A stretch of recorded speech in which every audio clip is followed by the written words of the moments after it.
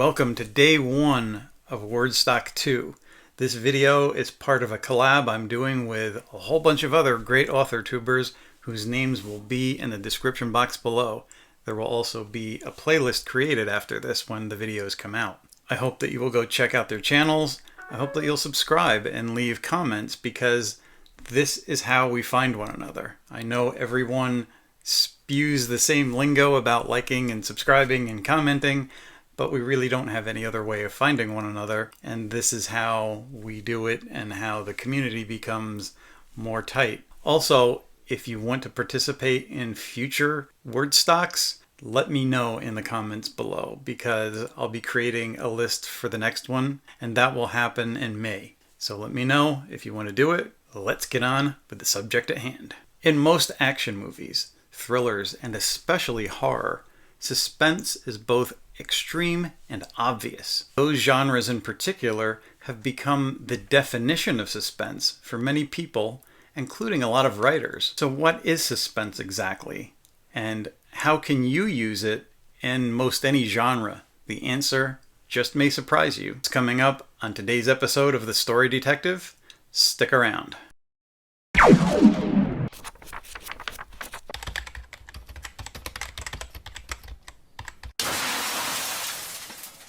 Asked to define suspense, what would you say? A car chase where two people are trying to knock each other off a narrow mountain road? Or maybe a murder mystery where the killer is stalking his next victim? These are examples of suspense in certain genres. Does it define what suspense actually is? Find either of those things in, say, a romance or a children's story. All stories use it in some form.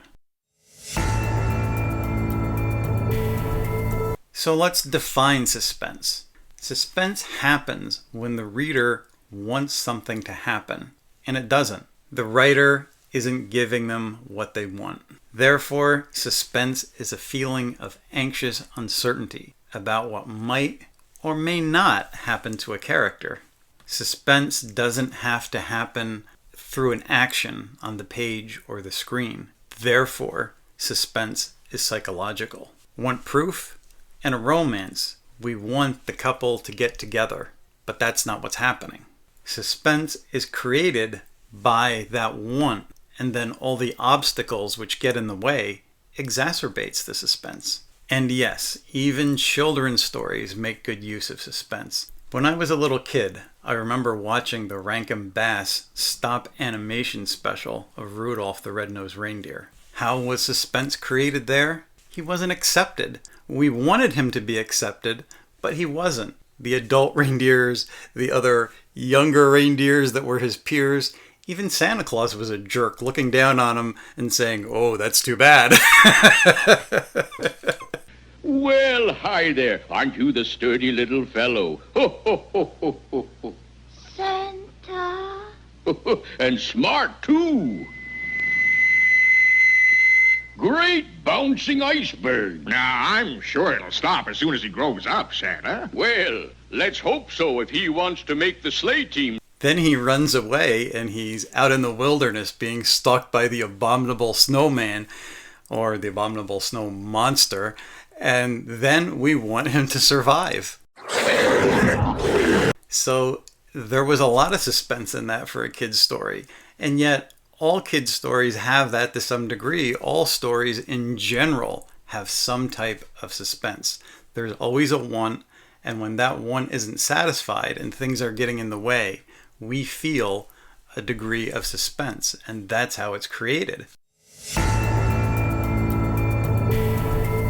Questions that we want answers to can generate suspense.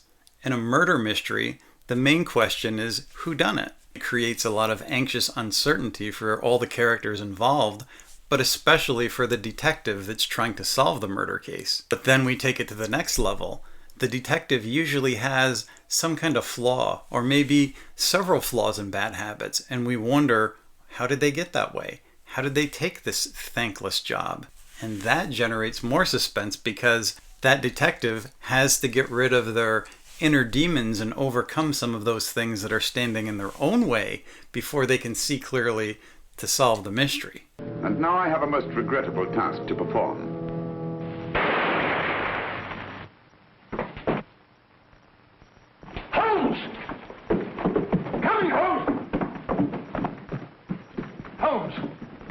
You all right? Perfectly, thank you, old fellow, but I think this gentleman on the floor requires some medical attention. We must see that he looks his best, you know, when he's hanged. All of which adds layer upon layer of suspense in both dramatic and more subtle ways. In fact, all characters have their inner demons and problems to overcome, and those things are usually in conflict with their exterior world and the things that are happening, and they all end up getting in their own way.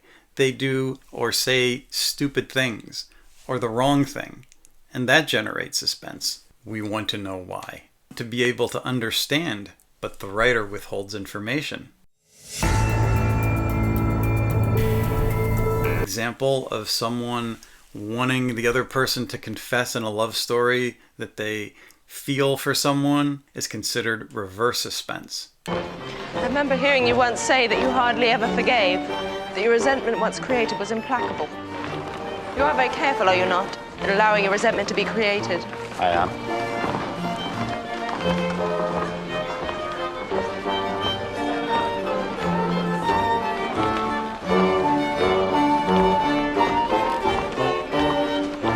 And never allow yourself to be blinded by prejudice?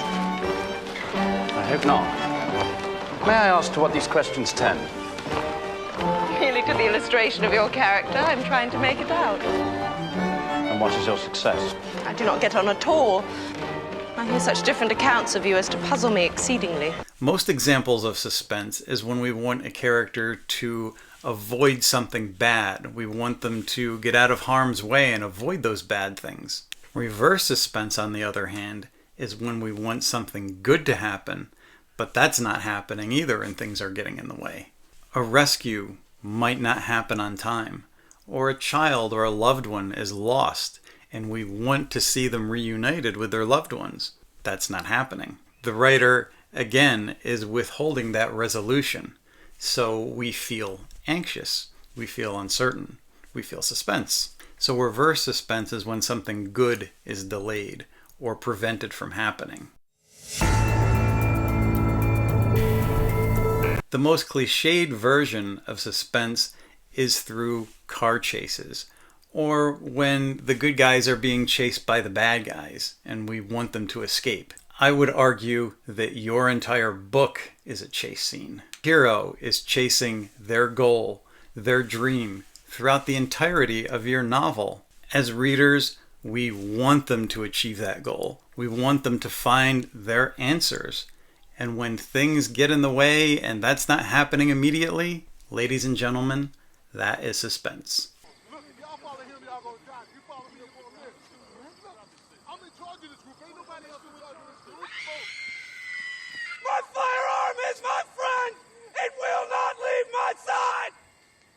Private Oster. My firearm is my friend.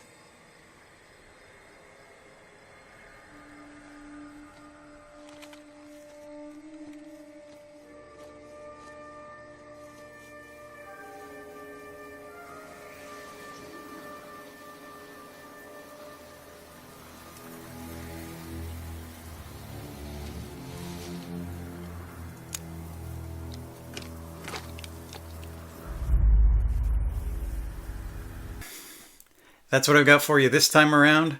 Remember to check out the other videos in the link below. And until next time, keep those keyboards clacking.